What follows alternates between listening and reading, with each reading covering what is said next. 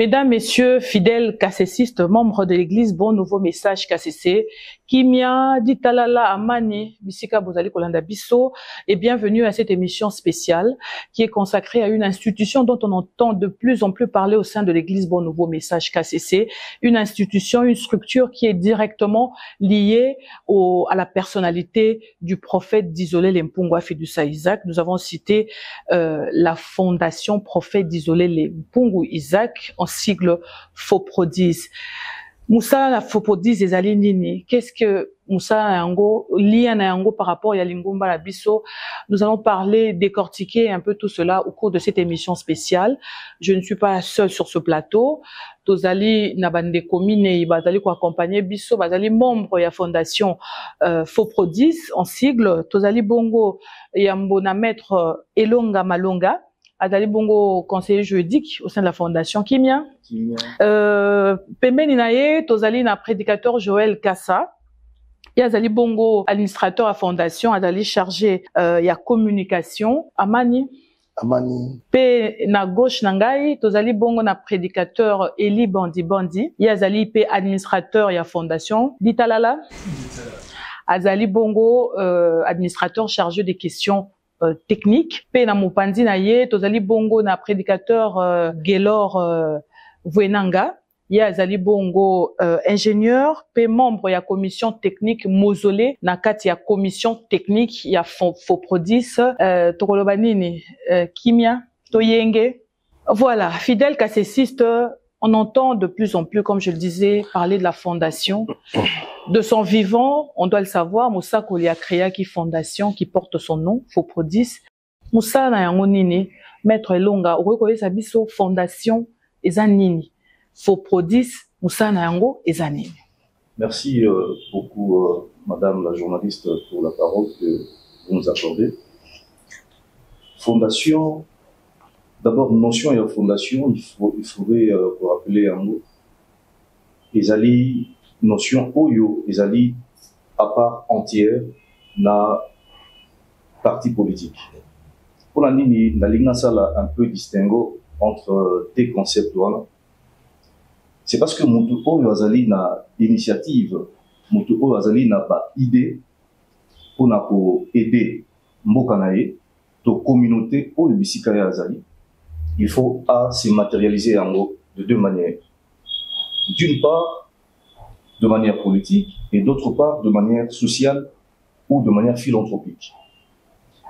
Yangwana, il faut établir distinguo entre politique et fondation, parce que tant aux autres de la fondation, il faut tout ça la allusion à l'association sans but lucratif. Mutu Oyo Amoni est à matérialiser ma œuvre to misala oya sali na manière politique, il faut s'adhérer na parti politique. Alors oyo amoni payer azali nae à politique.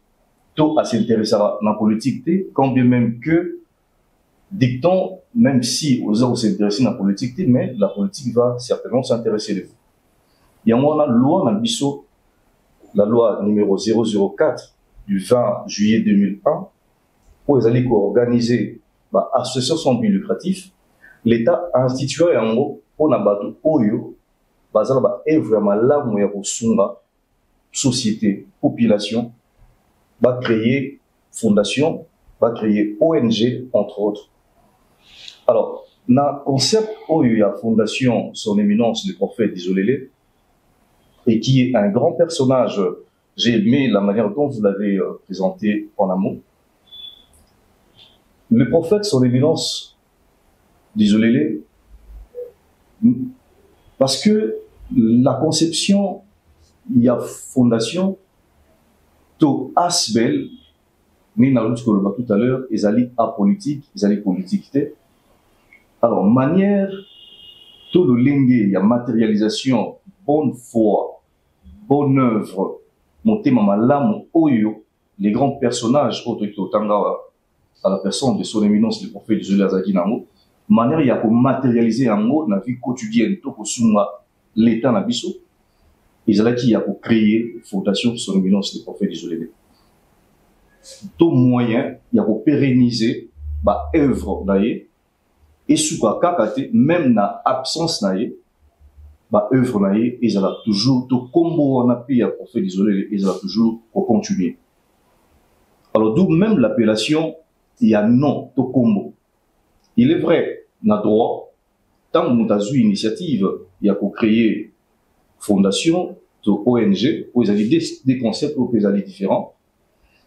L'on a vu sur les années la procédure, ils ont permettre na organisme et obtenir personnalité juridique pour reconnaître fondation comme une personnalité morale.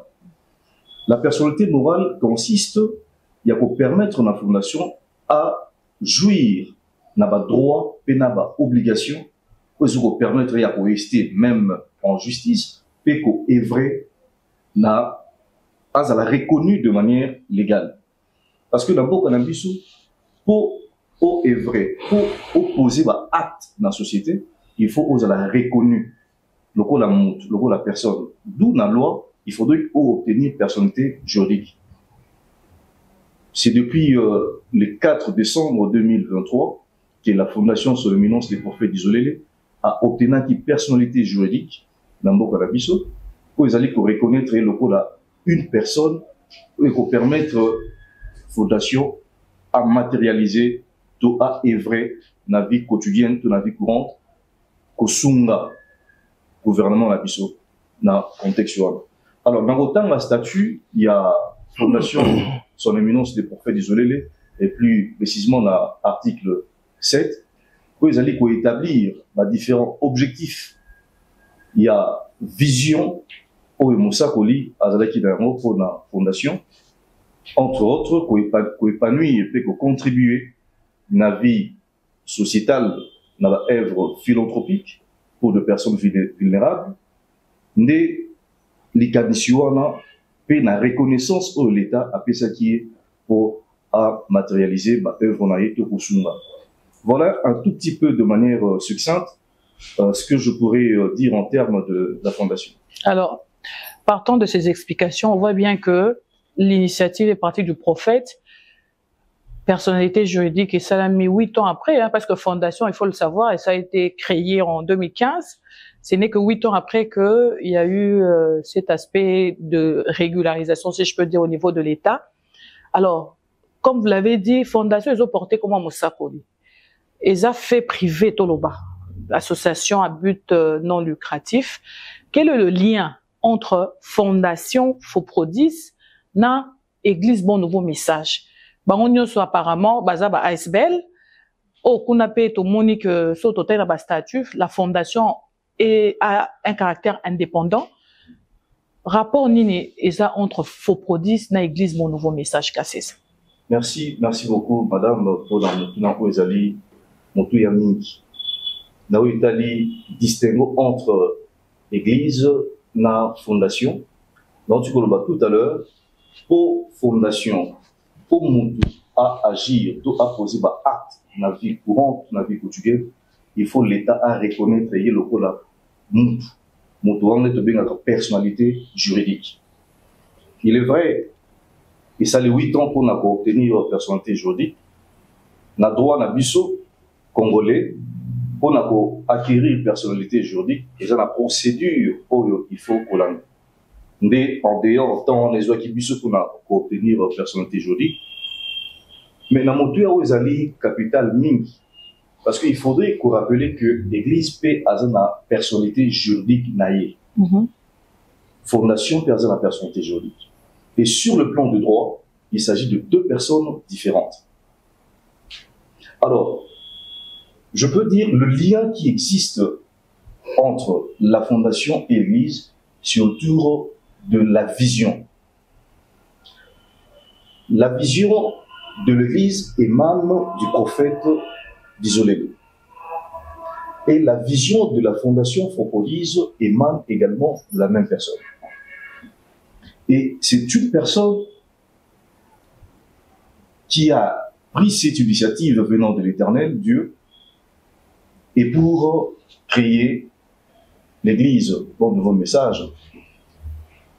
Alors, personne tout bon moto ya mosakoli lokola nganga na Yahweh na ko œuvre to ko matérialiser ba œuvre ko ezali sociale pour na ko sunga population ezali biloko oyo ekeseni parce que motema malamu oyo mosakoli azalaki na yango il faut le mettre vraiment à l'écart là où établit la spiritualité. Il est vrai, lors du vernissage, il y a témoignage, il y a conseiller, il y a président, il y a premier président de la Cour de cassation, il y a un élément très important. Que Monsakoli a soukadi kakanako sunga bakasisiste. Lisungi, tout mon thème malamu na yewana, ezali po na bato nyonso o bazalaki na bosenga.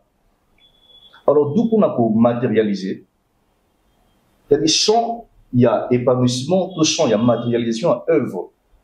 Et bon moi qui soit raté na KCC tout na EBNM. Alors d'où il a fallu une vision et pour étendre, d'où l'idée de la fondation. C'est-à-dire la fondation est là non seulement pour restreindre en réalité son champ de la matérialisation de l'œuvre, mais aussi pour aider aussi toute autre personne et qui est aussi le nom classiciste. Voilà un tout petit peu la moins nuance qui vous allez coexister, mais lien ils allaient de notre idée il y a les Ngomba et aussi Epa et Monsakoli en tant que personne de droit. La création, il y a les Ngomba et puis la même idée, il y a pour créer Fopodise et aussi toujours la même Monsakoli. Merci Maître Elonga na lien au Talisibiso entre Fopodise et l'église Bon Nouveau Message KCC et puis l'attitude d'un KCCiste. Na évité le prédicateur Joël Kassa malobe pa na yo et lo oni no ko bakisa wana na apport ya KCCiste parce que neto lundi soko tangi juridiquement parlant Fopodise est une personnalité juridique. Église, pas une personnalité juridique, on peut faire face à deux entités qui sont différentes ou parallèles, mais implication pour que KCCiste a se sentir héritier yépé, il y a Fopodise. Et là, on y les autres tali ça a été KCCiste nyonso.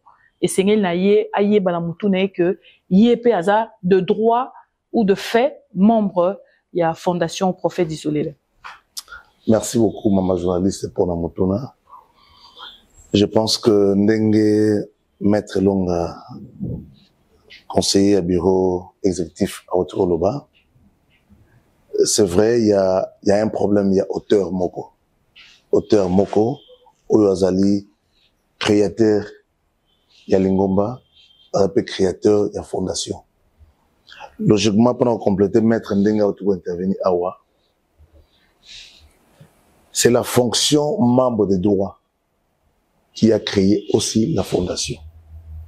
Au Sotali, na structure, nous avons les membres des droits, les membres ayant droit, les clergés, les membres effectifs, et puis les adeptes. Alors cette fonction, il y a membre des droits, Yende Mutasali Fondation.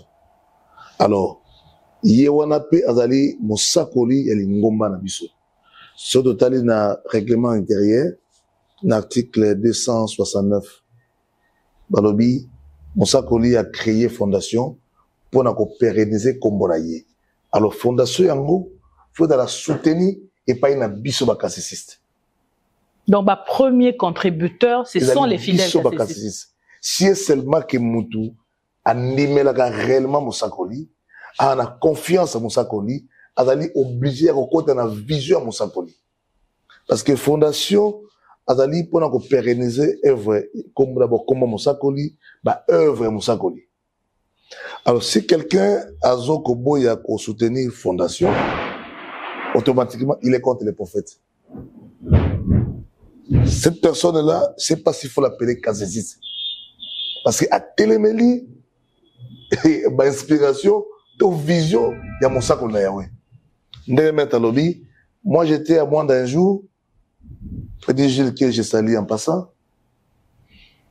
Batine les papa mbongo. Batum sote ngolo ba pesi pa enveloppe. Quand la mingi était téléphone est sonné, un prédicateur musika kufati, mais il peut pas kundaye, il faut $500. Papa a pris l'argent, ba pesa kiye. A pesa ngwe pa inangai. Na je ko sala transfert pour la liwe pa lo yuana. Je me rappelle d'un retour de $5. Dans la yéra papa retour zali. Oh, t'as quoi? Et papa $5. Ah! Banque à Gambon, mais les hommes disaient, oh, pour des jours, félicitations, mais petit papa. Zali retour. Mais place ça va dans mes tataouyo. Mbongo va pessier. Mais mon thème wana. Ce qui a fait que mon sac a se limité wana te. À ça la œuvre ou fondation. Pour nous soutenir sur le plan social. Non pas seulement les cassistes, mais aussi population Mobimba, au Bazalina Congo, même Libanda Congo.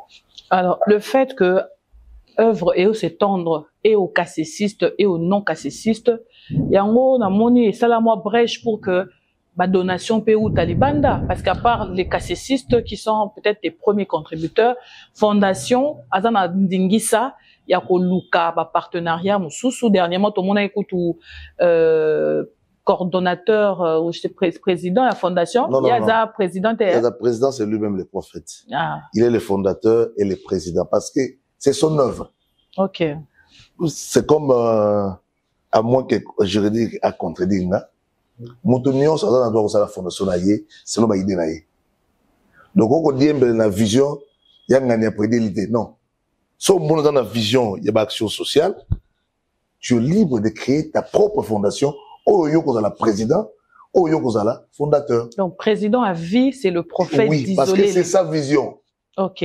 Donc, coordonnateur au, bien, il y a comme troisième souverain pontife, Pungi, d'Isolé, à Kenda qui bon, tout le monde, il y a États-Unis, à qui pas, non, cassiste, pour l'UKP, partenariat, donc, ils ont légal.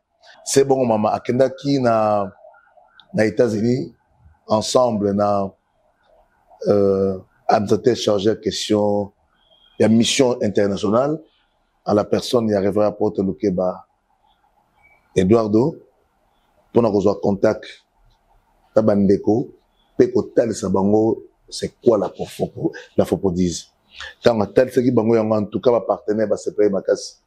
Kota la misalo, mosa, qu'on a sali, même à travers l'école, œuvre médicale, tout ce que papa a fait, en tout cas, je suis très impressionné. La tour de Bango, il y a sa biso badon.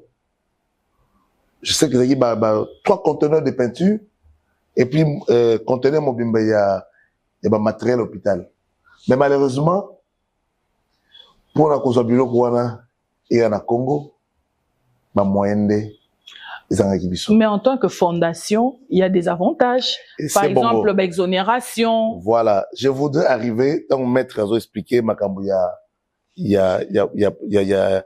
y a chose ici, quoi, opération juridique, na intervention sali. Après 8 ans, Neto Zui Mikanda, il est annoté, Maman Diakonès.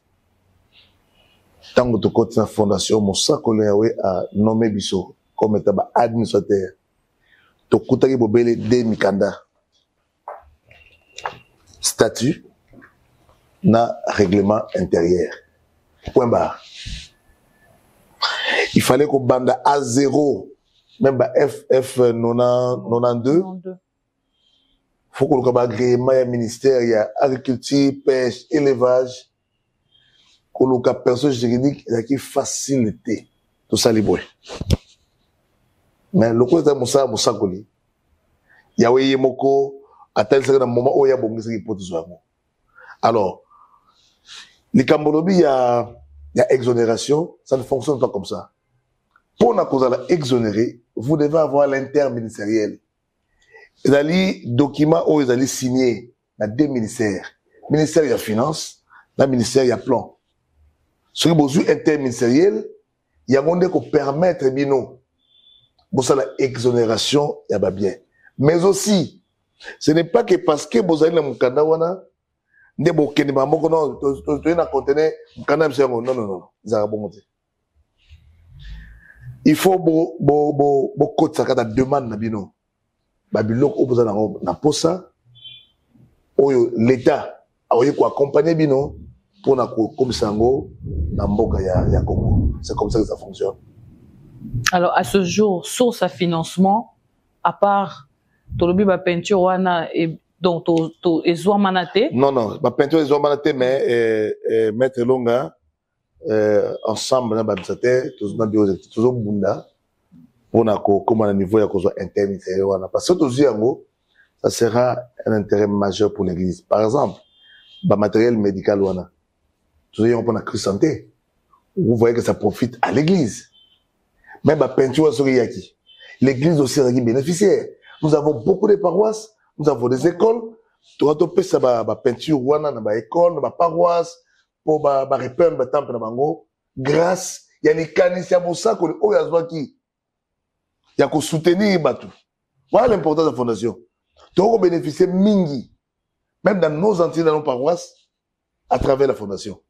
Les cambo oyo eko salama na église était. Mais l'église peut bénéficier de cela au nom de la fondation. Donc, ça, le roi m'a pas ça. Exactement. Alors, à part ma cassessiste, ma partenaire, vous autres toquez dans l'État congolais pour nous misoloper, pour nous faire fonctionner fondation. C'est bon, tous autres toquez na bisikanios d'ailleurs là, tous autres information to conseiller projet moko na ministère de l'agriculture, ne tous autres qui information. Un cas si ça bien qui biso non la money fonda for produce comme on venait bien pour le financement moko sala makuna tout ça va profiter on peut ça va tracteur non ils a montant moko ba pesa qui bon ba ils a à deux paliers bon nous sommes verdict hein nous sommes là seulement pour la cause du prophète c'est un financement autour de 5 millions nous sommes corrects dans ce que nous faisons et là autour de 5 millions ba pesa organisme, ba fondation, ba église. Alors il faut une procédure. On va mettre tout ça ensemble, on va mettre pour la procédure. Voilà. Tout le monde déjà. Si c'est que qu'on regrouper ba documents de la biso ensemble en accord pour tout cotiser ça pour doser la financement. Vous voyez dans tout ça, les bénéficiaires sont toujours les cassistes. C'est l'église. Voilà. Alors 2003, fonctionnement réel et bandit. Bozui paiement temps à kosala bozaki na front juridique ou la kangsaba mikanda mais sur terrain est-ce qu'il y a des actions on peut énumérer certaines actions posées au sein de la fondation au bénéfice mingi na moni mingi ka ba cassessiste peut-être na no bango ba ayant droit ya liboso ba bénéficier peut-être à la longue pende tolobi c'est une œuvre qui est consacrée à tout le monde. Comme Osakoli n'avait pas de clan, c'est le prophète des nations. Il s'intéresse au développement intégral de l'homme en général, sans distinction de religion. Comme encore, merci beaucoup, maman journaliste. Ndengolobi, la charité bien ordonnée commence par soi-même. Donc je pense que ce action à ça là, tout banana lingoma na biso moko nan. Tata ya biso nan. Et voici déjà pour la profit ya biso nan. C'est vrai qu'il y a des gens mais d'abord au biso. Bana katanda. Bah, vous allez mon ming tout ça déjà. À 3 ans au 90, tu me dis qu'on assisté, je peux citer quelques paroisses. Tout ça là qui donation na paroisse il y a Manyenyenge. Bah, il y a un projet Moya Bakaro. Tout ça là qu'on a coupé ça avant Bakaro. Tout ça là qui na paroisse à KCC. Doublement d'ailleurs na paroisse à KCC. Comme vous le savez, Maïta Mekotaki, Kavnyos et Bebaki, Image Zali, nous avons financé de l'argent ensemble à GBNM pour nous faire un Lelo, Bakazisi, c'est la paroisse à Kazisi, Bazana Kimia, c'est la Fopodise. En dehors de ça, peut-être qu'on peut donc, il y a ma brique. À la hauteur, je crois, il y a plus de $1,000, je pense, au pays Bango aussi. Tout ça, qui peut donc, la paroisse à Kisensu. La paroisse à 8 mars, la paroisse au RAC du 15 avril, on a dit témoin, Yomokoza Mutakuna. La paroisse il y a Mongafula na école na bango, aussi la paroisse à Kalamu, na Kinkanda, Ndegemoko, la paroisse à Kinshakubisika ngai nazali, la paroisse à Itonde. Équateur. Il tourne dans Mwanda. Na Mwanda, ok. Bazwa qui donne un groupe électrogène, n'a plus de 156 Bazwaka. Et puis, na Congo Brazza. La paroisse, il n'y a pas passé le Dieudonné. Gimbi. Et voilà, on était aussi là-bas. Nous sommes arrivés à Moutoura Mounene. Moutoura Mounene. D'ailleurs, Moutoura Mounene, je sais que dans le chapitre, il y a chargé technique. Avec Moutoura, on a un rendre service dans mon matin. Imaginez-vous, pour nous louer Moutoura, c'est $3,000. Et ça, les plus de 8 courses. Sur Moutoura, mais ça passe. C'est grâce à la fondation. Nous sommes qui paye machine, il y a 26 blocs et briques. La Chine. Nous sommes qui machine, il y a forage, il y a 300 mètres. Nous sommes qui paye bétonnière. La machine, on a pour la brique, et ça opérationnel. Oui, opérationnel. Na Bricom. Il peut financer des sous Syrie au Papatika. Syrie Kimia. Tu renforces qui va matériel kuna. C'est pour ça qu'ils donnent un PGM. Et bien, c'est pour un studio, na bango. Ce sont des machines, heureusement, pour le dollar, on a des caches machines, ce sont des yango.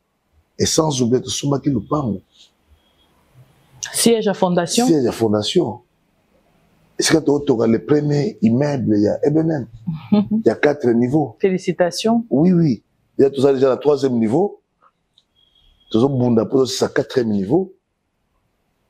Et vous avez consacré car rapport à un bureau et à fondation uniquement. Bureau, mais je pense que question technique, ça allait pas longeli. Au retour de Moutouna, on a y a no lango bien. Ngai na tonga na bi bamaka musa ko tonga na raté. Pour aider à ces explications par rapport à ça. Mais je sais que ma partenaire déjà prévu na Katuna parce que na souci nous avons nango.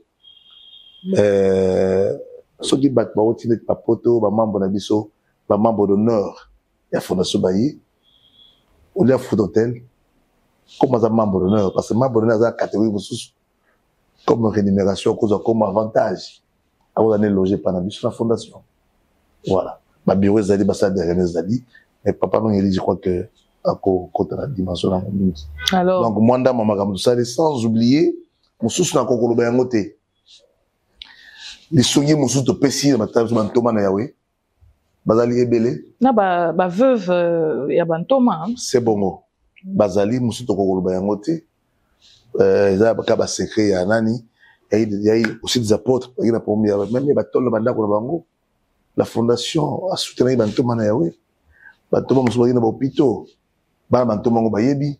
C'est que la fondation a sala. Donc moi ba action ezali moi mingi. Auto sala malgré la difficulté ezali hein. La difficulté d'aller pour, bon, je comprends, tout le monde va comprendre vraiment tes rôles et la fondation.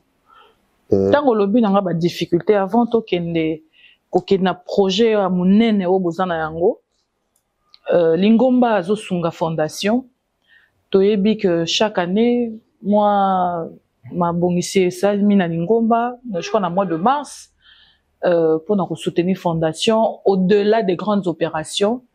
On peut dire que jusque-là, ça va. Merci beaucoup, maman, la question. Nana, chité, on a fait heureusement au Bongisi en bien. On a compté en bien place. Je pense qu'au départ, l'ingombe katara $1 pour le fonctionnement de la fondation. Parce qu'il faut retenir, maman journaliste. Dans la fondation, tu as une charge ébélée. Tu as une charge au foot de la faut foutre la courant, le carburant, l'internet, beaucoup de charges liées au fonctionnement.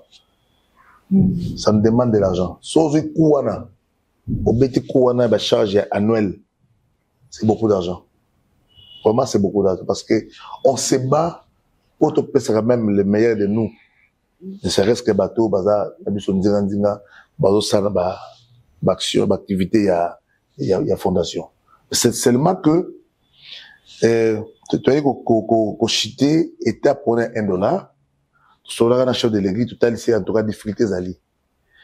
Alors, chef de l'église, il avait compris les soucis à la fondation, puis quand la monnaie, je pense que la fois dernière, Mikane Tangamaka, pour soutenir la fondation, au lieu de la sous opération $1, mais comme dimanche, il y a le 1er mars.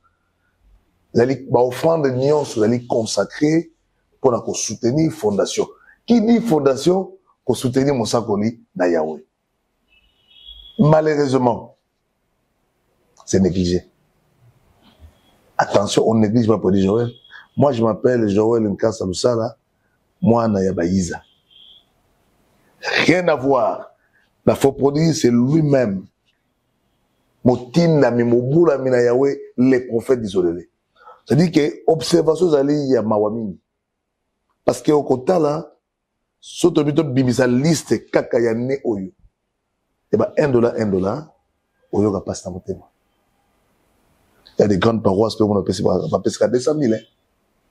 Mais le chef de l'église, mon parcours oyo Mosakola tikelibiso, a signé Mukanda, ma offrande nyonso destinée à Mkolowana, ils avaient pour soutenir fondation ya Mosakoli na Yahweh.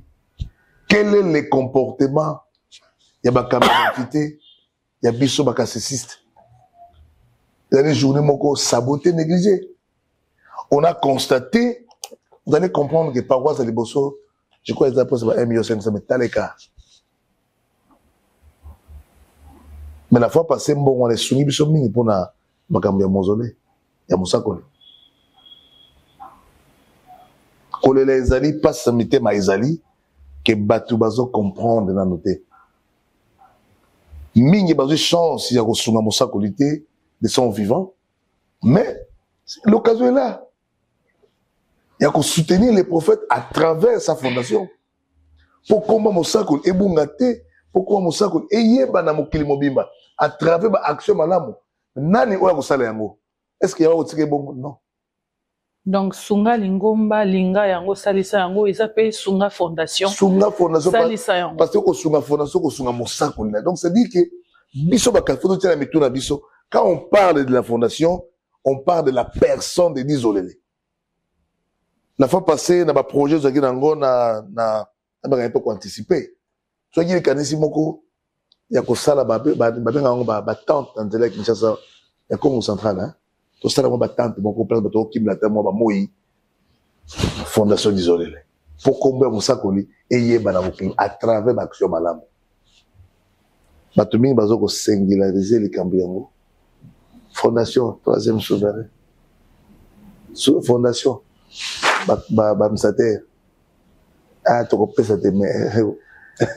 Donc, c'est une belle occasion à travers émission Oyo pour nous faire comprendre Balandina Bisso de partout, Balandina Bisso, koyeba importance à fondation pe utilité na yango pour na lingomba na Bisso.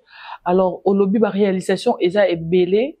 Na kozonga peut-être moins si mamukie pour batunda mbo bazui ba musu pe bazuité peut-être ba musu pe ba paroisse musu ba éviter que ceux qui paient moins besoin ils ont se présenter ba koki pe ko s'adresser na fondation na comment encore Yahweh. Mais si nous soutenons cette fondation, on va refuser pourquoi? Mais c'est papa qui soutient tout ce qui est tout ça li. Mais c'est papa, c'est les prophètes, c'est pas nous. Bandeko, nata la caméra bien, Bandeko, to bondisa fondation te. So bondisa fondation, ozo bondisa Mosakoli na Yahweh. So ko soutenir fondation, Yahweh ko pambola yo mingi. Pambate, article 269, il y a une disposition particulière signée par lui-même les prophètes. Fondation et salami na kombo na ye pour na ko pérenniser yango na misala na ye faut la soutenir na biso ba cassiste mais to baka tout moment na ndimi te lingomba oyo te pa na nzambe ezali moko ya bule pe basakoli mosuto baka ni na ndimi te mosakoli nzambe mosakoli zo ya te pa na nzambe c'est bon mais c'est contradictoire hein yo ozondi maki mosakoli a te pa na nzambe mais pour accompagner à travers vision à fondation. On te melango. Biso te ko liambongo de l'église. Te ko accompagner. L'administrateur tant ba mon abi na conseil d'administration ba lobi ba jeton de présence et tout. On est là comme moi parenthèse à Moukié. Na comment encore Yahweh. Mais c'est grave. Si mais te utaka bipai na bipai. Tu ya ko sala musala, so ba peser so bouteille mai to mela. C'est pas un problème. Ce n'est pas un problème de remettre vous avez prompté. Mais tu sais ça là. Et bon autant que tu peux ça badon, je pense à terre. On a malobité. Car je de présence. Mais oh vous êtes ça répondre au sunga. Ça n'a rien à voir avec de présence. Et ça quand coutume moko zali na ba organisation na ba structure nous a organisé. C'est juste symbolique. C'est normal aussi. En tout cas, merci, prédicateur Joël. Tolandi, on a bouquet bignon solo. Belle réalisation est belle. Kola la kola muka. To comme na 2025. Moussa Koli atiki biso depuis 2022. Mais kombo nae, il faut etikala, libela. Lelo tozo lo bato yebina nou bien makamunae. 2, 3 ans, 4 ans, mais dans 10 ans, dans 20 ans, dans 50 ans. Est-ce que Torolobelaka Mosakoli Makambunae avec la même originalité que Lelo, Mutuna et Tunameli, Nabao Baolanda Biso, Nabino Baibozan sur un plateau haut.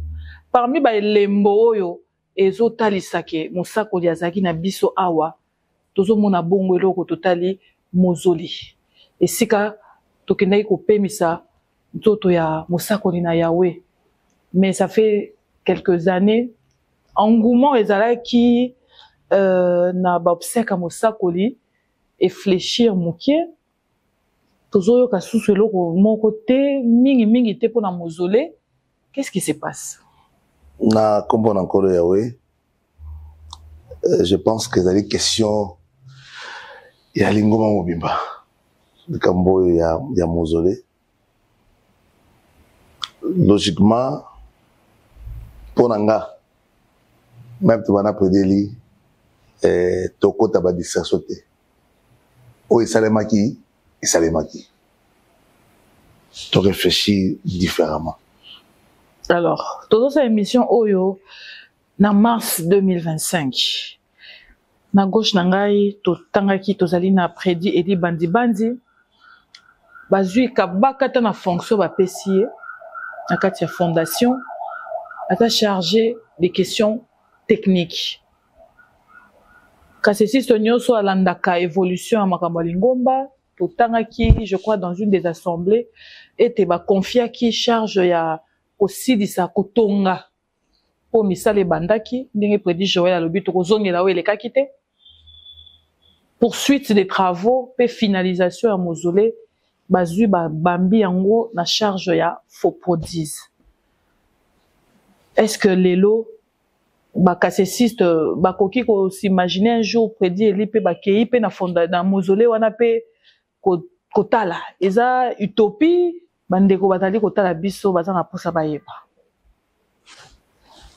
na comme encore Yahweh Anthony Mingi mama journaliste na ko de Samuel Malba kinalandi mutuna na le malamu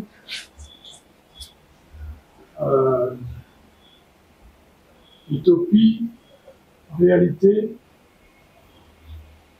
na kanisi et ndenge il peut déjà jouer la lobby que biso to se laisser traîner la distraction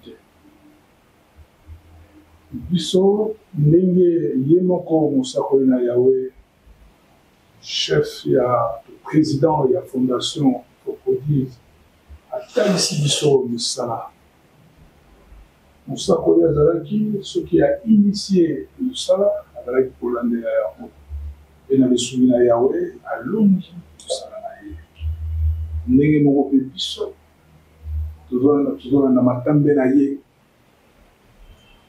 tozali na likia ete soki lingomba epesi biso confiance mpe bayokeli biso na lolenge biso tolingi kotambusela mosala yango ekozala utopie te ekozala une réalité vivante mpe na ndenge na biso ekokaki kozala lisusu réalité ya mosika te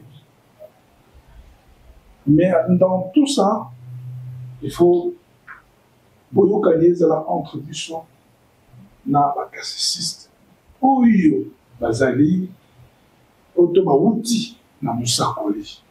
Ba oyo bazali formé na musakoli. Ba oyo bazui quelque chose à travers musakoli. Ce qui va s'associer na biso to ko ko ba aussi ça musala et cassiste la ligne na ye ya ko muna esika mettre na biso avani to nzoto ya musakoli na biso avani a ko muna yango. Ça je peux vous le confirmer. Alors on sent qu'il y a un espoir qui est suscité. Actuellement, sur le terrain, tant que vous musala na maboko, to boy kozonga ba détail, mais to lito yeba beaucoup ti musala na niveau nini pe sikoyo tozo kende wapi. Merci pour la motuna. Ouais, to longola maleki. Celui total est né de Moussala depuis avril 2024. Le 11e mois à Moyo, depuis qui nomination pour Tanayemoko, les premiers souverains pontifs Oyo, à Nomaki Commission Mausolée. Et ça dit qu'il y a 11 mois. Et né de Moussala, pour côté fondation la mausolée Sikawa puis Jackie Kavo des bâtiments Gloria Papa. Puis il y avait des tôles pour les bandits Koboma Kavo pour être maillé comme la cathédrale. L'image wana itamboli et c'est ça qui passe dans la cassiste. Pour la musala monene oyo musakoli ya sali na état oyo tokotela ki yango ça fait mal. Et heureusement que le premier souverain pontife il a bondi na likambo yango mpona kodisposer $25,000 tia na maboko ya fondation paie immédiatement atiango na maboko ya commission mausolée kosangisa na ndambo oyo fondation azalaki na yango nde tosalaki na lombango nyonso presque une reprise à zéro parce que tozwaki tose techniquement côté ya basala liboso. Donc même si bakomona mausolée eza presque ndenge esalamelaka, non, c'est parce qu'on a fait le relevé et c'est parce que ce n'était aussi, on travaillait aussi avec l'équipe précédente. On n'a pas voulu perdre totalement l'image, mais on a refait le dossier dans son ensemble. Dès qu'on a une image Zali, tout ça qui va plan, étude de Nyoso, même la vidéo 3D, ils avaient déjà disponibles.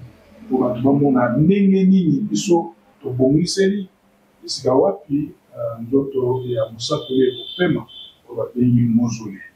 Tujali konduna yo polo ya wetabe olama watengo luna yo na biso na pobia na mobu la bina yo nisolele tujoki samori molaye para yo totoni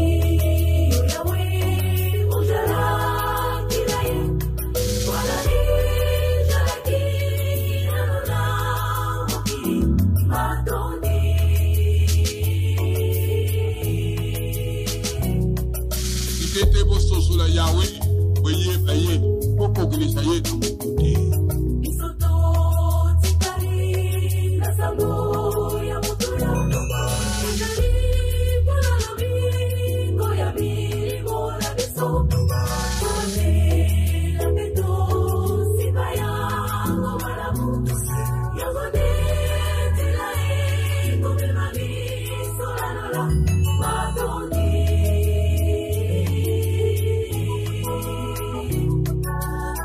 Get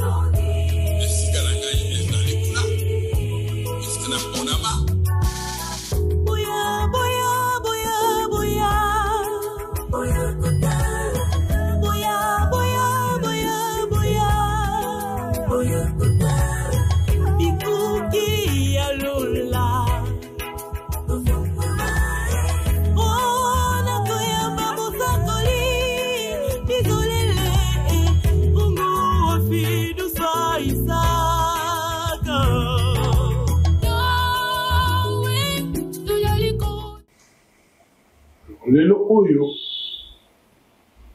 à partir de solo, on a autozoa qui, vous allez qui descendre sur le site, vous allez relever. Nous, on a évité de publier les images qu'on a trouvées. Au moins, Fondation Ezala Kiwana, Carvo, Atol, Noko, ça laissait à désirer. Et je crois que tout cas, cette histoire, nous avons qui la passe là. Choqué. Choqué. Alors, tant que tu y es, tu as tout pour émelater.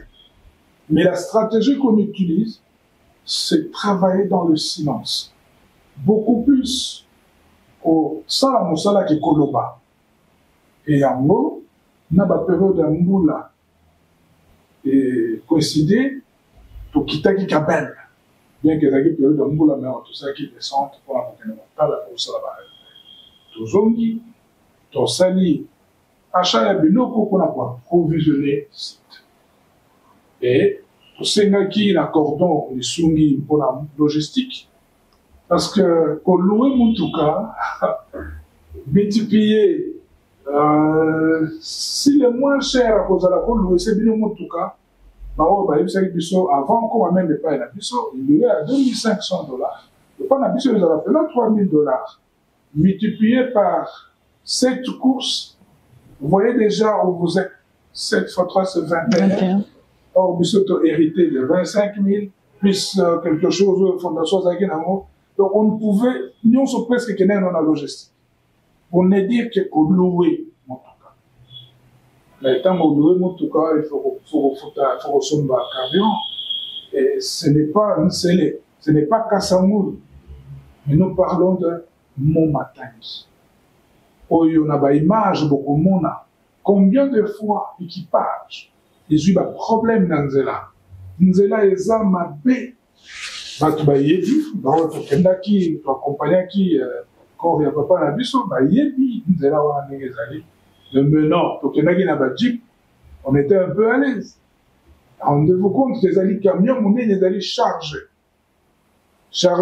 de blocs, parce que ma bloc est outil na Focodis et na Bricom. To lingaki, to tonga, mausolée na, ils ont la matériaux durable. Donc ce n'est pas de n'importe quoi qu'on a mis en construction. Alors, Moutouka est tourné dans le bloc. Il est plein, parce que c'était 1250 blocs par course où on est tourné. Et qui, la première fois, et Bouki même pont, Moutouka et Bouki pont, parce que le pont, ils avaient un pont de fortune. Bon, au monde, l'image, ni tété, ni sala ya malamu ya musakuli ya sombaka déjà tracteur. Mais c'est le tracteur né des justices qui a sauvé la situation parce que Moutouka, on arrière néoso et dindi la katiamai, la courbe. Vous devez kolongola yango na charge yango. C'était pas facile.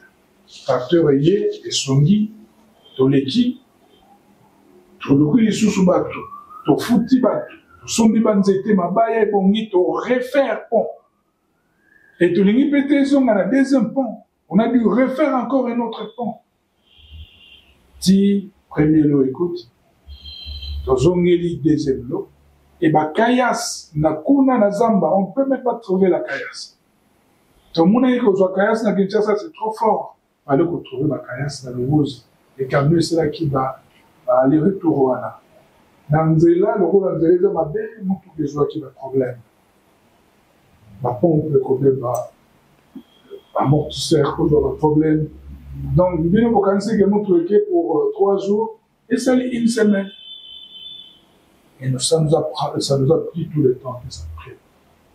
Au moins nous avons approvisionné le site mais etikalaki course moko et salama course wana ya esengeli komema la citerne ya mai parce que kuna pe tosali addiction d'eau pour na niveau ya Momatangi na niveau ya chantier ya mausolée mai penza ima ko na difficulté mai zaka toujours na ba ravin na fin fond pendant que besoin na ba montagne ya serre ya moto le baki to tonga kuya mai to matsamai. Alors, course, on a souhaité le bac, il fallait montrer ça un peu vide. Et quand vous en avez un brique, la ciment, la caillasse, il y a un montre bac course, il y a souk, alors on montre ça vide, le djeba, c'était la carte, la barre de fer. C'était ça qui était resté. Malheureusement, tant que mon tout cas, les jours matin, elle montait les compétents. Et de là, pour jouer un moteur, pour réviser le moteur, il y a ça prend du temps. Les gens qui t'ont essayé les coujoirs, moi j'étais toujours derrière le cordon. Ce n'était pas facile. Cordon, comment faire, parce qu'il faut commander la pièce sous la Chine. Les importations Congo, c'est pas facile. Ça nous a encore pris du temps. Or, ciment sont déjà les approvisionnés, et qu'on attend militer pour les compléments. Et ça nous a encore sauté. On avait des appels les autres à la Momatangi, ciment combien. Que voulez-vous, le pauvre prédit Simbawa Zaina site. Il n'arrêtait pas de nous appeler, soit Bengata Benikorba, Benkordo Tazu Intana, ça a tourné là. Donc il fallait faire vite. Mais comment faire vite? Barre de fer, Wana Ezabe, Belé, on ne peut pas coacher à mon appliqué. Citerne, il y a 5000 litres, on peut coacher à mon appliqué, il faut qu'un camion mon aide. On n'avait pas le choix, on devait attendre les mots de Corona et Bonga. Et après, tout ce qui s'est passé, le cordon a bougé comme il a pu, comme un homme. Pour être Moutoukana, ils ont en forme. Dès la vie, papa, ceux qui ont la rodage, au moins tout évacuer. C'est comme ça que, dernier lot était naki, le lot Koti, était organisé rapidement. Donc, Bakene de presque nzela moko na équipe où il fallait ça kuna. Alors le silence tunaki prédit Joël. Oui, le silence est une stratégie à fondation. On ne voulait pas parler. Tolobaki il faut tout ça. Ba tout ba monaké tout ça. Et c'est comme ça que l'équipe venait Salamaki qui dirigeait l'ingénieur de leur site, le prédicateur. On a ma pote, qui a une équipe, commission, pour ça la grosse œuvre. Tout le monde a structure, télémie. Au moins, ma maman m'a cassé, c'était un peu tard, ah, tout le monde est ajusté. Ah non. Donc, il y a une image, balancer biso, déjà dans la réalisation, grosse œuvre et salémie. Un prophète venu sur terre pour nous montrer le véritable Dieu. Il a sacrifié sa jeunesse pour servir Adonai, pour nous montrer ce véritable Dieu. On a l'obiko yangana yo, mission na esilié. Désolé la zongue, désolé la longue.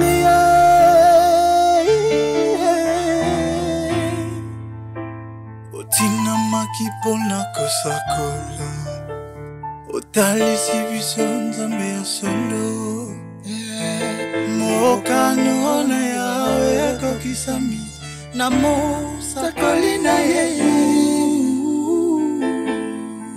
pasi na motema tokapani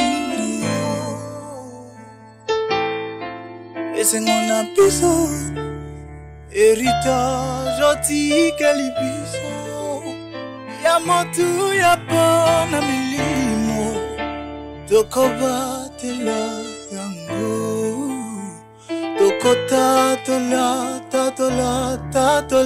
tatola na mokili mobima mission accomplie ciel t'a réclamé isolez les héros mission accomplie l'eau les bénis isolez les héros bisa lolengeni nitokoki kosala potobo sana yo misala yo katina biso mingi 67 ans de vie sacerdotale laissez ta réclamer nana pasi à la fois na singo nyonso evandika na motema moko 18 euro tiki biso te 0 olakisi biso nzela nyonso tokende tobosana te kotala retro kasi sewolo fongolo tikeli biso oyo otosa te tokokendele kaka na rythme akwenda kozolongeveka ayala kwenda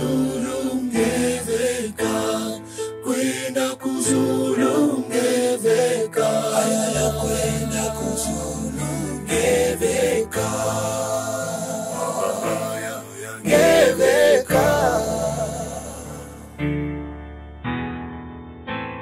avec le cœur brisé, la tête est haute, mais il a mis ça. Oh, we lost you. Moi ça colle, désolé. Nous sommes on the way. On fait Lola, grâce à toi. Thank you, Kolo Yahweh. Accomplis ta mission. Mission accomplie.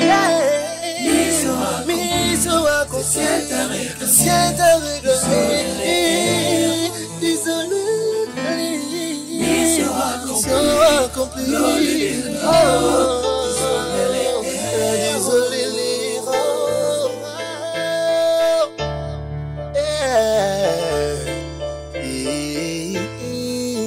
Le 1er mars 1930, désolé n'aime pas Kamayele, que Dieu de toi, on l'a qui s'est polé, Ozala Kinze la peine qui ça. C'est la situation réelle aujourd'hui sur le Mont Matang. C'est la situation réelle, vous y allez, vous trouvez que papa Azasoso comme abandonné était. Mais beaucoup de monde que oui, en tout cas, édifice, il y a bien. Et même les visiteurs, il y a des gens qui venaient, qui visitaient. Oh, mais mon matin, il est comme il boit. Parce que ce n'est pas net. Bon, c'est vrai, quand on m'a mausolée, bien, ça n'a pas un mais biso, ton type, il est imposant. Simple, mais imposant. Mais so otali bilili wana eza pena simple te wana eza lokwa ndeti mwa fausse modestie moko boye c'est imposant mais c'est aussi un peu sophistiqué aujourd'hui peut-être bato mingi baza ko mituna pourquoi tomoni ba pasteur ya l'église mususu wana kin avant même ba obsèque déjà bazwa ki initiative à kotonga mausolée ou mérité ya biso zo umela bolandi moko président ya commission mausolée difficulté de route, ils ont élément moko très capital, ils ont freiné travaux. Donc les travaux sont en train d'être effectués. Les images que vous voyez, ils ont intelligence artificielle. Hein? C'était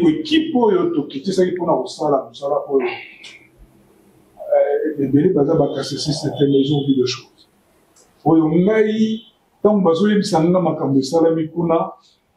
J'avais même, moi, pour moi, comme ça, moi, pardon, parce que moi, dans un monde, un miracle, c'est vrai que mon sac, on dit, dans vie, il y a un qui va mourir. À ça, les bicam, moi, mingi. Mais comme on a ce qui est même après sa mort, bicam, moi, mon ami. Nazeli na lingi ye moko ya mona ki yango tant on va couper sa parole à lever la biso mazali lié na bikamo et salami merci.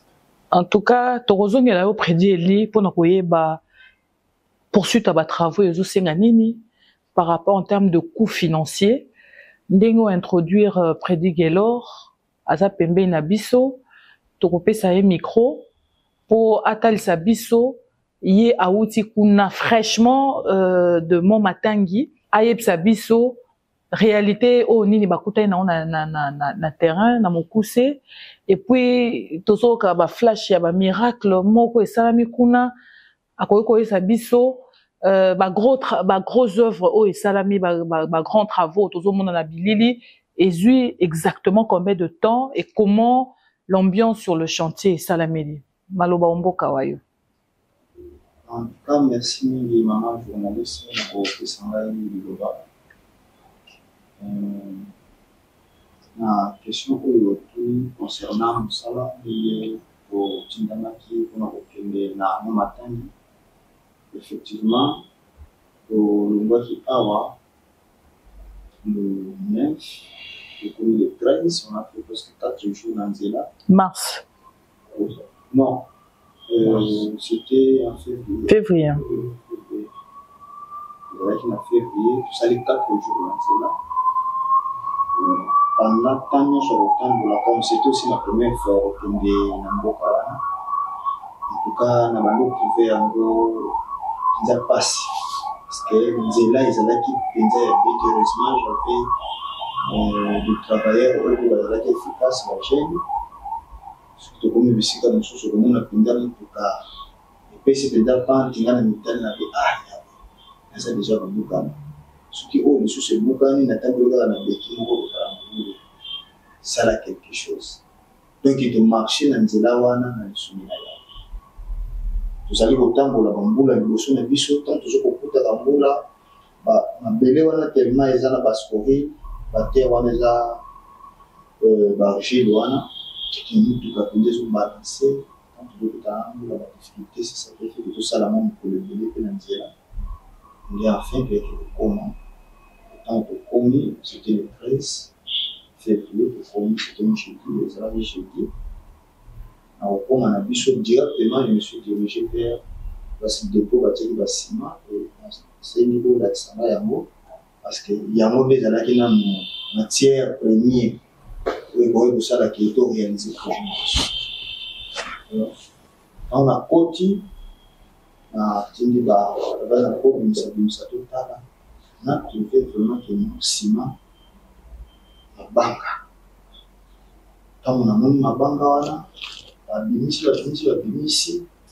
atali normalement il est déjà ma banka c'est perdre déjà moi valeur na déjà même sur tout ça et là beaucoup de problèmes mais la fissuration surtout que la poutre on a vu sur la triple poutre puis pour que dans les gens l'aïe à 10 mètres je me suis dit bon là on va communiquer qui ça donc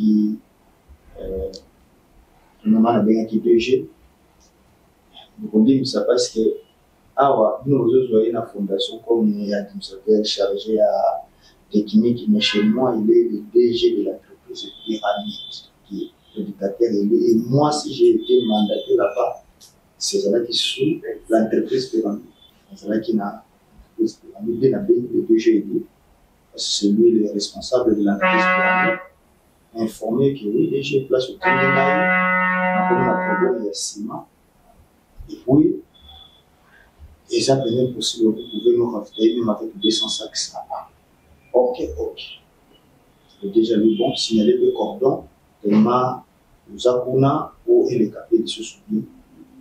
La matière de colonne vérifié sable et n'a trouvé sable mais que j'allais qui wana na kotala mon ami souboye j'allais qui le cola à moins 6 tonnes na bengi na ebisi en tout cas sable pe awa moi été tracteur ils ont fonctionné, il n'y a pas moyen de ravitaillement. Mabaya, Tindaki, Tinda déjà la table, Mabaya, Kao. Je me suis retrouvé là-bas, maintenant, il y a eu dans le lobby Bongo, dans zone Namda, dans la zone de la chambre, ok, à monter dans le Yaoé. Il y a aussi la Moussala, la Moussala de Naï, à Salitan, à Salébio, pendant qu'il y a eu mobile. Or, ma mission est dans le Awa, avec l'état de santé dans l'Aïe, n'a forcé pour réussir la mission. Ou alors, ceux qui n'ont réussi la mission, ont été, pour éviter de vous présenter mieux. Ça a quelque chose pour que tout ça, le jeudi là, à l'année, à 5 heures, on a l'amour, on a vu tous les travailleurs. Parce que les travailleurs, dans le on va casser le système. Mais, déjà, l'entreprise, tout ça, l'entreprise, là, comme je suis là, comme responsable technique, comme directeur technique, et déjà, la message, ça va pas non, dans sa serviteur, en dehors qu'ingénieur, on a ça, ça, Yahweh, dans sa serviteur, faut. Ça devient la vision en bas.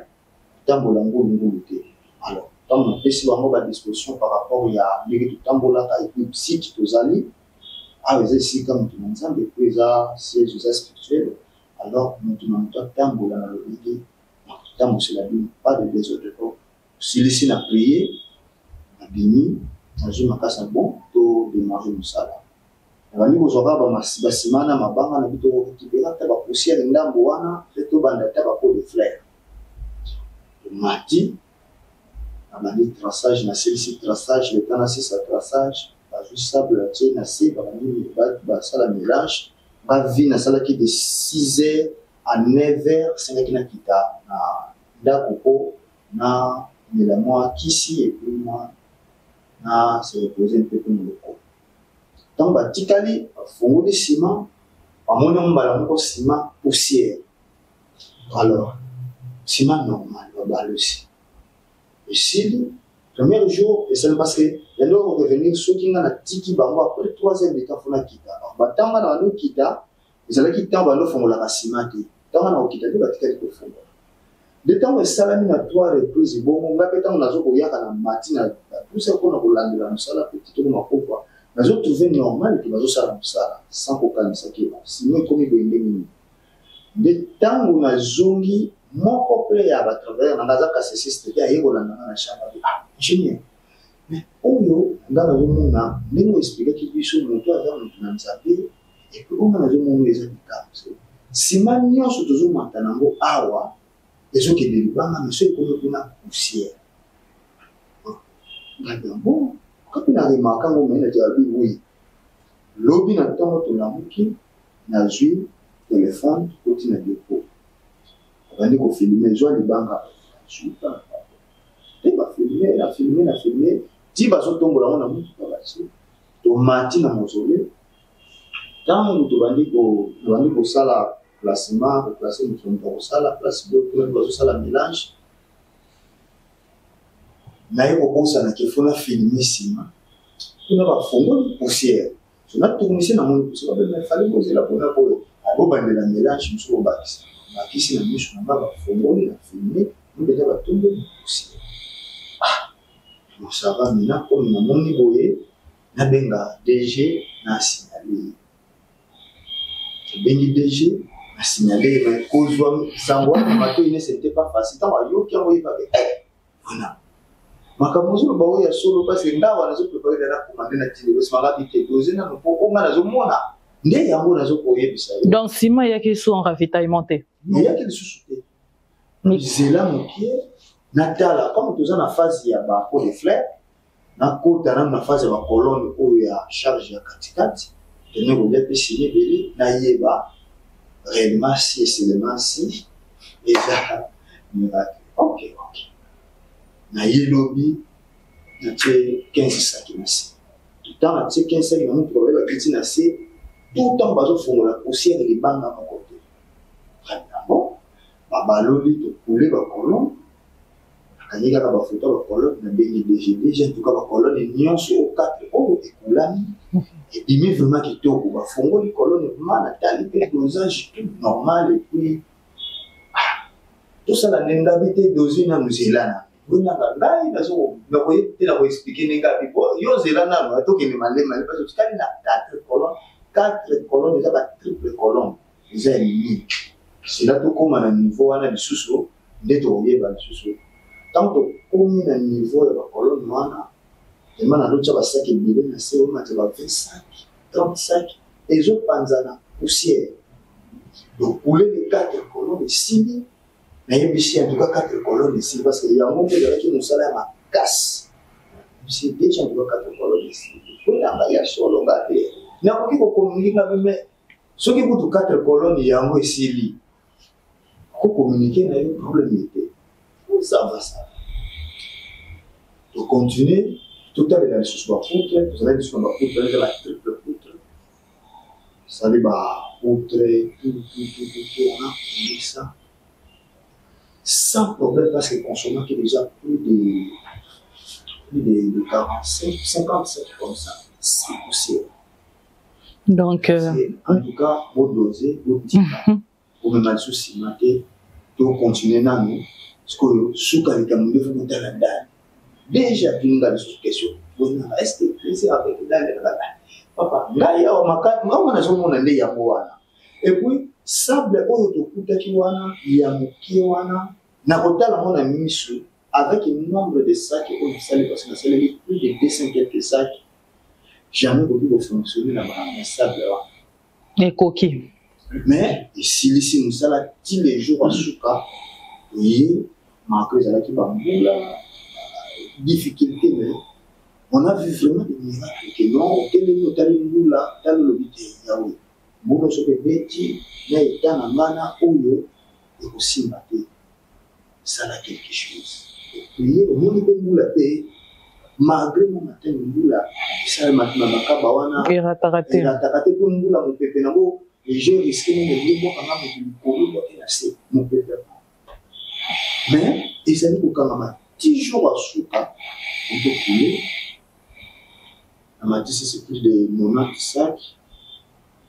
Il y a pas fongo les colos vides. Pour la moitié, la tombe au monde, il y a des colos moula, si la moule les a dit. Tandis ciment, sable, ciment, caillasse.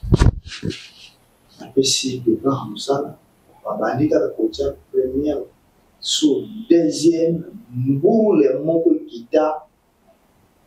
Pourquoi vous imaginez un côté? Moule, ma casse. Na mona koti na mutu kana mutu kezo balancer.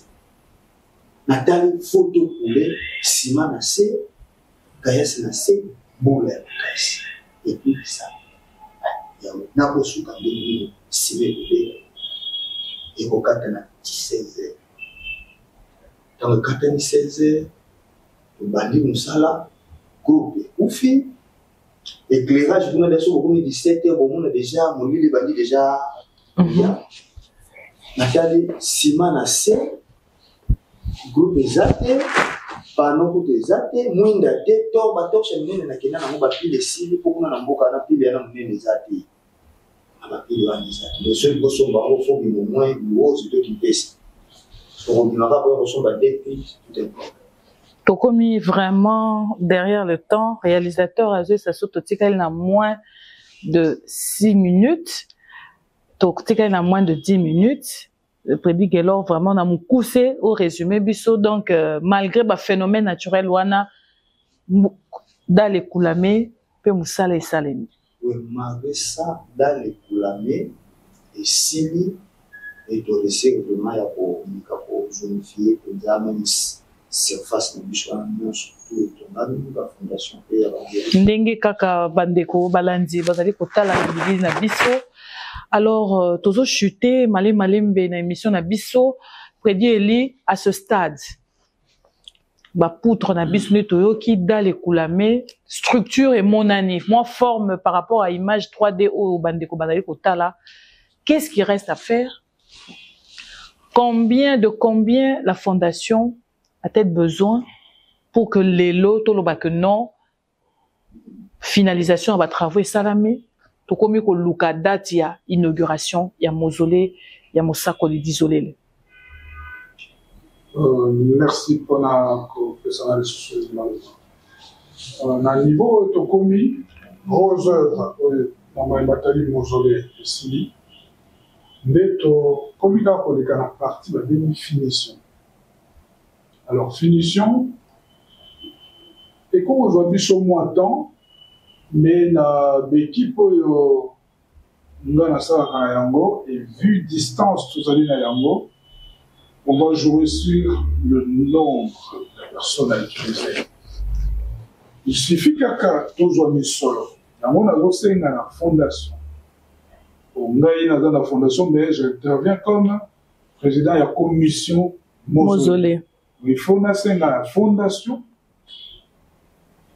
en collaboration avec l'église pour être toujours mis solo. Oui, coquille. Pour nous ça la commande. Parce que partout en Tikali, il faut que ce soit marbre. Ce n'est pas des carreaux, hein. C'est pas des carreaux, mais il faut marbre. Il y a besoin de bilili, la 3D. Et il faut que ce soit dôme. Donc, il faut que ce soit partir à Chine beaucoup plus, mieux, ça déjà. Et il faut un buste. Pour un buste, ils ont représenté les images à papa, mais corps et Zakanassé. Ok. Pour protéger un mot. Mais buste, c'est intéressant parce que ça donne l'image de la personne. Pour comprendre le buste, c'est quoi que connaître le Lumumba, toi Kasavu, Bundenge Zaliwana, mais il y a Kola la Siko. Et puis, ils ont un buste, puis nous sommes et qu'on a les bossos. Donc, votre pendant était l'onginaye, votre monsieur les bossos, comme les Keko, dans mon quota, aux monaye, c'est différent, il y a ma pierre tombale. Mais buste, il y a nous sommes les bossos, et puis, ma vitre, aux mona, aux mona, on a 4 colonnes, et ils ont ma vitre, n'importe quoi, ma vitre, on les a épais. Il faut y résister, dans mes pépés, ou bien à battre, aux quota, et puis, vitre, on a te protéger, on a volé roulant, on a malade. On a mis colonne à vitre, on a, moi, banzela net, on a banzela, on a volé roulant, on a protéger la vitre, on a, en cas de problème. Donc, ceux qui visitent les athées, te quitter si va voler roulant. Ceux qui visitent les athées, te tombent, on a mis, ce sont les caractères. Alors, nous, qu'on a mis, c'est à tout commander, et ceux qui te jouent dans le temps, je crois qu'une descente, de 1 mois à 2 mois, tout aussi sera de ce monde. Ceux qui ont matériaux, nous sotoké nango malamoko ezali délai de travaux 1 mois ici. Maximum 2 mois parce que to komi ko banga nanzela oyo des kamotali logistique, c'est ça qui nous pose un problème. Oyo qui va salir 4 jours kaka pona okende. Donc, ça peut encore nous... Mais montant, le bien a bissoté. Les montants, au Etienne, a bissot, les alliés, la hauteur, il y a 172 000, les alliés qui portent aussi sa projet, 172 000 $. Normalement, on a œuvre, mon aile, le rôle à mausolée, au pays, il y a mon aile, le rôle à moussakoulé, la Yahweh. Par rapport à Missala Miné de Yassali, je pense que tout cas, c'est 6 à regrouper à Tolo, pour tout ça, les 172 000 $. Et na Kouliki, que Ndengue, Tata Nabiso, le premier souverain pontif, a dit à mon thème parce que tout le monde a culte, il a parlé de ça. Et il nous avait même conseillé de travailler en silence. Mais tout le monde, tout ça, l'émission Oyo, on peut pas taler ça, que Tokoki Kosala. On a pour rassurer, pour avoir un silence, trop qu'il y avait un vide. Alors, photo le bas, oh, tout de suite au sali. La quantité de ça déjà à mi-chemin, pour tout ça à son final vers finition en haut. Et puis, ceux qui misent à la paix très marqués, c'est qu'on a pour avoir ça l'inauguration. Donc, disons, on a vu ça, ce qui peut-être, ma compétition minée n'était, trop le baquet, caramine n'était trop le mais tout petit à l'église, à s'organiser pour toujours Misolo, l'église, à s'organiser, soit PCB Misolo, en tout cas, il y a mon là. Quand est-ce qu'après ça, ils sont 25 000, quand est-ce qu'on a déjà grosse œuvre ici? Et c'est presque le moment où on a coupé sa biseau. Et puis, après 2 mois, 3 mois après, on finit le travail, tout le monde peut gérer mon volet, et après la biseau, en tout cas, fidèle cassessiste, nazali sûr que tant que bandai ko ta l'émission est bandeli nandenge na niveau to komeli, on a été vraiment agréablement été surpris. Rolanda était dans le silence, il y a des belles choses et des grandes choses qui se faisaient. Et Longonia, toko kopé sa bongo na fondation, pe Longonia na premier souverain pontife pour yende a impulsé vraiment ba travaux to lundi 25 000 on les qui car annoncé, mais c'était réel, des fonds réels qui ont été mis à la disposition de la fondation pour concrétiser misala oyo. Premier souverain, il n'est pas millionnaire. Et ce n'est pas parce qu'il est fils biologique seulement, mais il a mis 25 000 $. Alors qu'il y a même pas Kassaziste qui va bénéficier d'un Moussa connu plus que peut-être un peu de souverain. Il y a un montant oyo. Il faut donc qu'il y ait une technique moko oya ba oyo ba tout termine à l'écambo Moussa Koli ba hésiter. Rolanda a lu le premier souverain. Moutumoko a ningani tala Moussa la esale. Soki lobby, tout en a 2, 3, 4, 5, 6, 100, 1000 personnes. Ba pays na lolengi wana. Non. Pour la compétition, tout le monde a dit boîté. C'est vrai que ça la yango, mais tout le monde a besoin de bateau et bazola dans ma tambe. Il y a mon sacoli, le gros la paix ma tambe, il y a plein de souverains sportifs. Pour tout qu'on rejoint du Solona dans un bref délai. Merci, prédicateur Eli Bandi Bandi. Maloba Total, si on a chargé la communication, et pas un aïe, Total, qui n'est qu'au 6 émissions, 172 000 wana, et zali mingi pour na mausolée sila.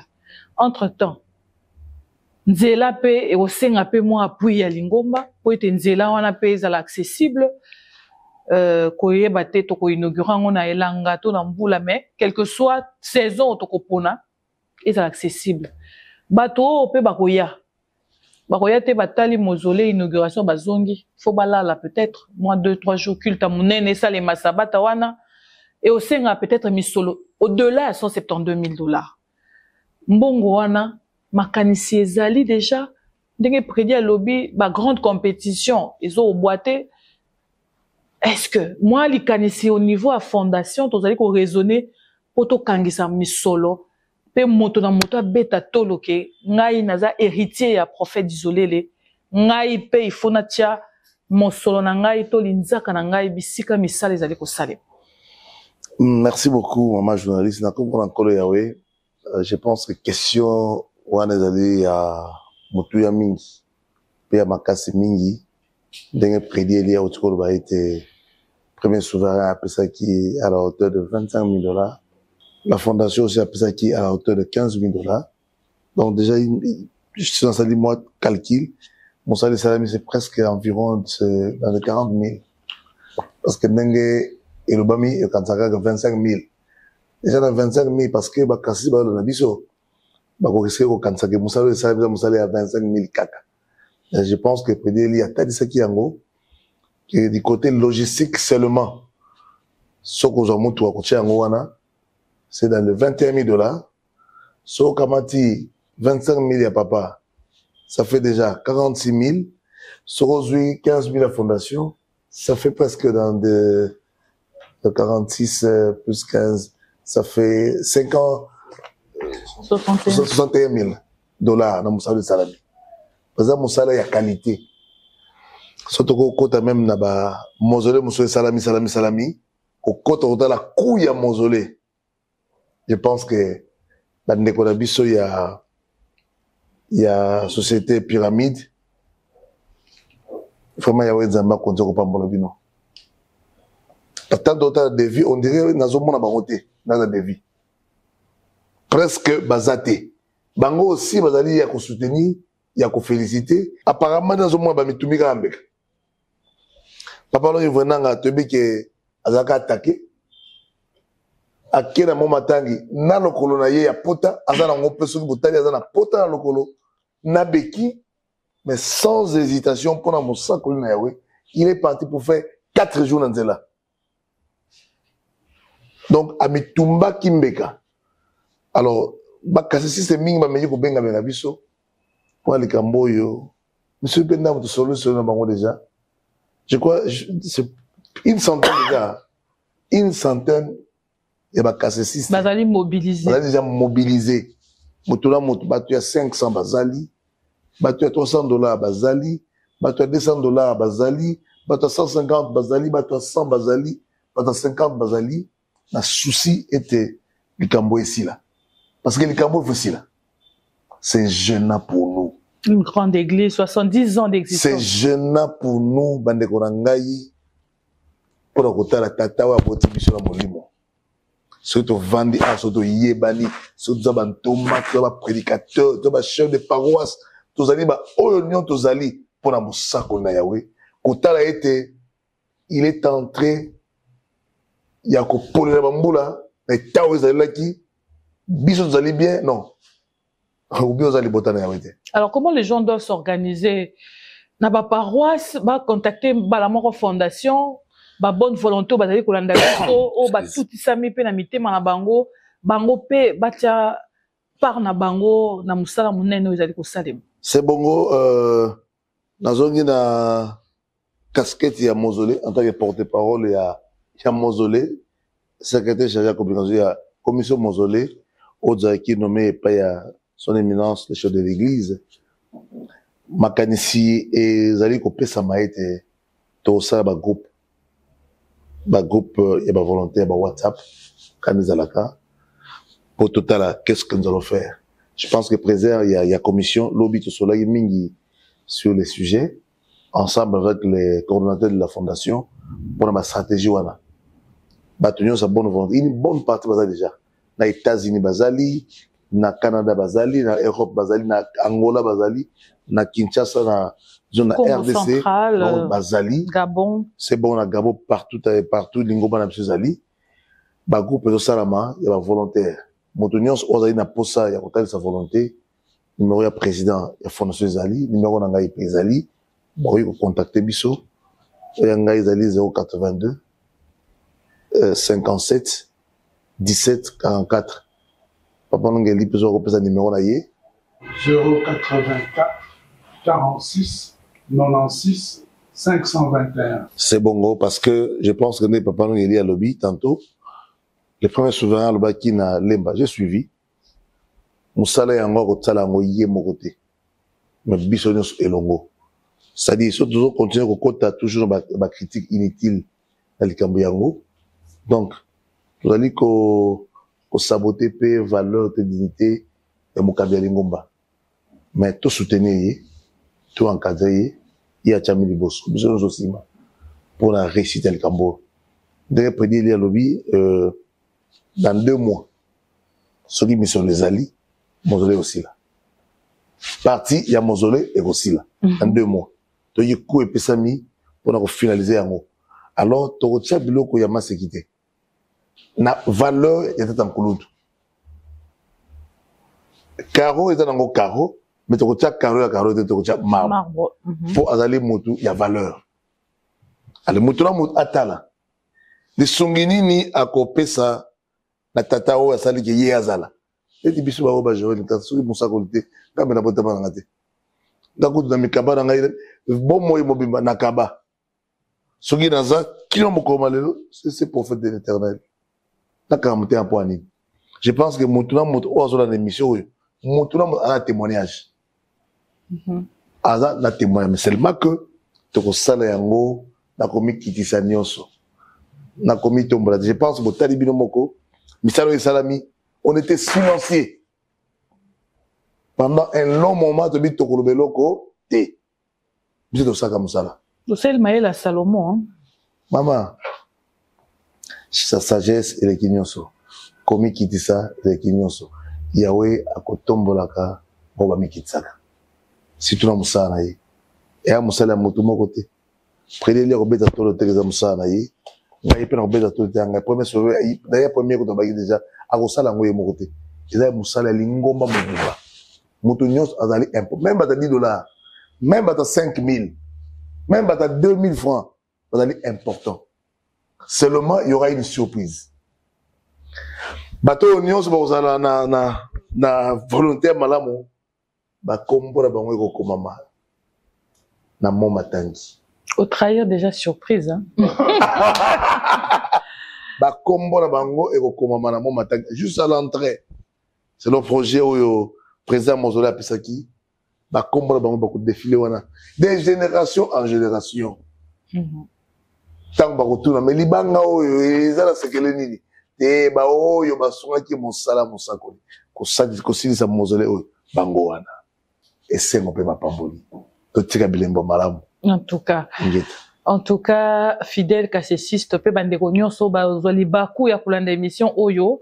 Et ça qui bon émission spéciale consacrée à la Fondation Prophète Isolélé, où azali fondateur visible de l'Église Bon Nouveau Message KCCP, fondateur, membre de droit, il y a Faux Prodis, Fondation Prophète Isolélé.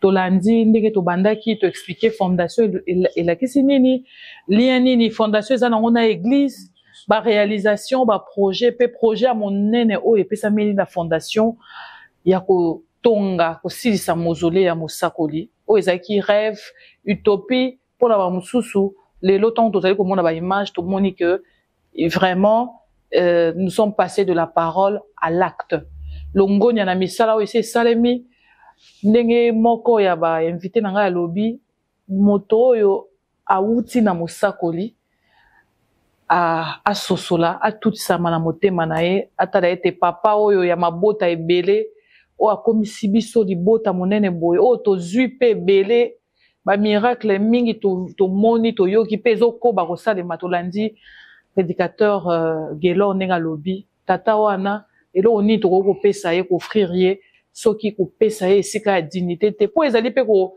pérenniser kombo na pe ya lingomba na biso batala ete non bato ba ti ba cravate bo ba veste bo États-Unis baza pe na reconnaissance ya père spirituel maître na bango ete azala na esika malamu ezali kotesa pe grandeur pe maturité ya moko na moko kati na biso.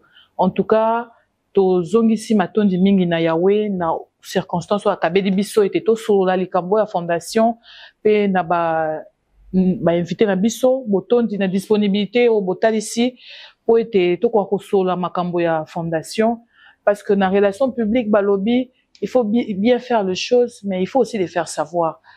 Silence, c'est bien, mais il y a un moment, on doit montrer aux hommes et aux autres ce qui se fait, et c'est pour l'intérêt de notre Église. Merci également à l'équipe technique qui était coordonnée par disciple Freddy Yanteka, Totondi, Bino Botondi, Balandina Bisso.